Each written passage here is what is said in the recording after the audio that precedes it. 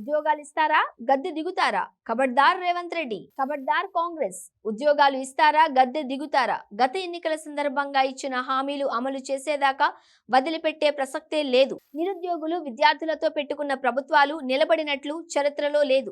మా ఉద్యమాలు హైదరాబాద్ లోనే కాదు గ్రామాలలో గడప గడపకు చేరేలా చేస్తామని నిరుద్యోగులు విద్యార్థులు హెచ్చరించారు. నిరుద్యోగులకు ఇచ్చిన హామీలను కాంగ్రెస్ ప్రభుత్వం విస్మరించడాన్ని నిరసిస్తూ 5,000 మందికి పైగా నిరుద్యోగులు హైదరాబాద్ లోని ఇందిరా పార్క్ వద్ద గురువారం మహాధర్నా నిర్వహించారు. హామీలను నెరవేర్చకపోతే రాష్ట్రంలో ఉద్యమాన్ని ఉధృతం చేస్తామని రేవంత్ సర్కారును హెచ్చరించారు.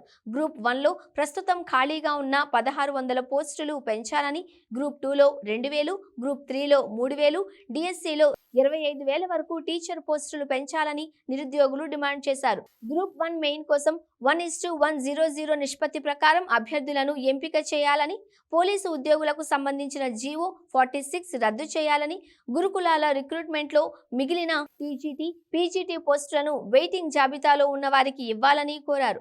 ఏటా జాబ్ క్యాలెండర్ ప్రకటిస్తామని కాంగ్రెస్ హామీ ఇచ్చిందని, అధికారం చేపట్టి 6 నెలలైనా జాబ్ క్యాలెండర్ ఎక్కడా అని నిరుద్యోగులు నిలదీశారు. హామీ ప్రకారం 2 లక్షల ఉద్యోగాలు భర్తీ చేసి తీరాల్సిందే అని డిమాండ్ చేశారు.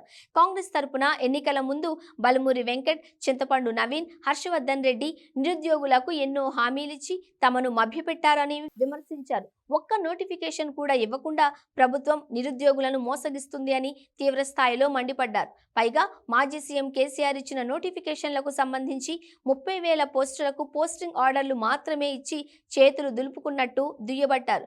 నిరుద్యోగుల మహాధర్నాకు బీఆర్ఎస్ పార్టీ సంపూర్ణ మద్దతు ప్రకటించింది. మహాధర్నాలో బీఆర్ఎస్ నేతలు ఎర్రోళ్ల శ్రీనివాస్, గెల్లు శ్రీనివాస్, తుంగబాలు, బీసీ సంక్షేమ సంఘం జాతీయ అధ్యక్షుడు ఆర్ కృష్ణయ్య, బక్కా జడ్సన్, నిరుద్యోగుల తరపున ప్రతినిధులు పాల్గొన్నారు. విద్యార్థులు నిరుద్యోగుల జాబితాలతో ఆడుకున్న ప్రభుత్వాలు బాగుపడ్డట్టు చరిత్రలో లేదు. మోసపూరిత హామీలతో అధికారంలోకి వచ్చిన కాంగ్రెస్ కు గట్టి గుణపాఠం చెబుతారు. ఇచ్చిన హామీలు అమలు చేసి తీరాల్సిందే. గ్రూప్ 1 మెయిన్ పరీక్షకు 1:50 కాకుండా 1:100 చొప్పున అభ్యర్థులను పిలవాలి. గ్రూప్ 2, గ్రూప్ 3లో అదనపు పోస్టులు కలుపుతామన్న మాటను నిలబెట్టుకోవాలి. పరీక్షకు మధ్య కనీసం 2 నెలల గ్యాప్ ఉండాలి. డిఎస్సి నోటిఫికేషన్ ద్వారా 25,000 టీచర్ పోస్టులు భర్తీ చేయాలి. ఇచ్చిన హామీలు అమలయ్యేదాకా విద్యార్థుల తరపున బీఆర్ఎస్ పార్టీ పోరాటం చేస్తూనే ఉంటారు. తప్పుడు హామీలు, అబద్ధపు ప్రచారంలో కాంగ్రెస్ పార్టీ అధికారంలోకి వచ్చింది. నిరుద్యోగులకు మాయమాటలు చెప్పి మోసం చేసింది. అధికారంలోకి వచ్చిన తర్వాత నిరుద్యోగులను రోడ్ల మీదకు ఈడ్చింది.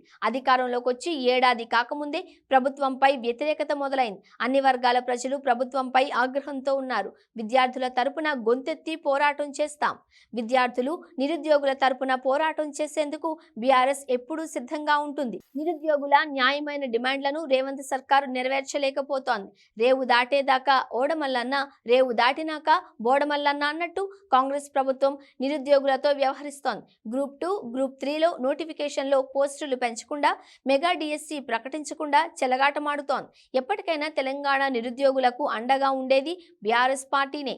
ఎట్టి పరిస్థితుల్లోనూ నిరుద్యోగులకు అన్యాయం జరగకుండా చూసుకుంటాం. కాంగ్రెస్ ప్రభుత్వం నిరుద్యోగులకు న్యాయం చేయకపోతే భవిష్యత్తులో తీవ్ర పరిణామాలు ఎదుర్కోవాల్సి వస్తుంది.